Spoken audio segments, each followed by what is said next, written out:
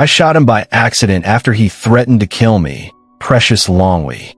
The Lusaka High Court has heard that Precious Longwy, who is alleged to have shot and killed her husband Labinda Akakanda Lightbeal after a drinking spree in the early hours of Wednesday, May 25th this year, killed him by accident. It was heard that the firearm discharged accidentally after her life was threatened by her deceased husband after she returned home when an argument ensued in which Lightbeal made threats to her life. In the same court, the mother of the suspect testified that her late son-in-law had called her to ask her daughter to go home after a night out partying. She said she then called her daughter to return home. The court also heard how after some time Precious called her parents and asked to speak to her father, whom she told an accident had occurred at her matrimonial home. Her father, who rushed there, testified that he found his late son-in-law lying in a pool of blood. University Teaching Hospital, UTH. Forensic pathologist Daniel Maswaho told the court that the deceased, who was allegedly shot by his wife, died of excessive bleeding resulting from 6 gunshot wounds. The arresting officer also gave testimony about how he arrived on the scene and found 4 discharged shell cartridges and effected an arrest. It also emerged that SMS messages that were exchanged between the accused and the late husband hours before the fateful incident unveiled by a Zikta officer and tendered as evidence contained a threat to make the deceased pay by the accused.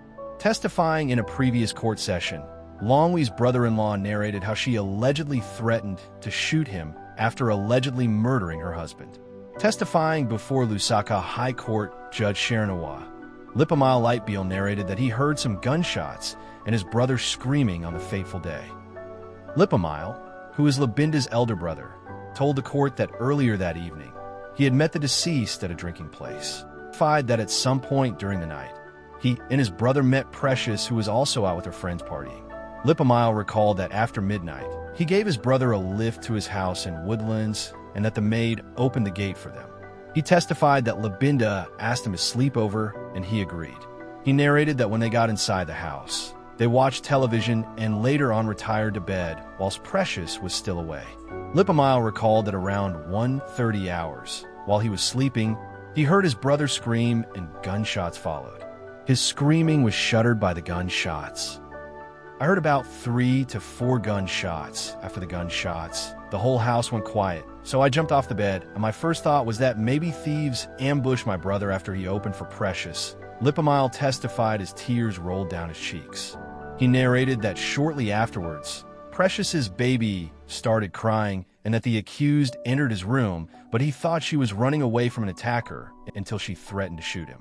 Lipamile said Precious looked very upset, and she pointed a gun at him while shouting, "Where are you? This is a real gun. I have shot your brother, and I will shoot you also."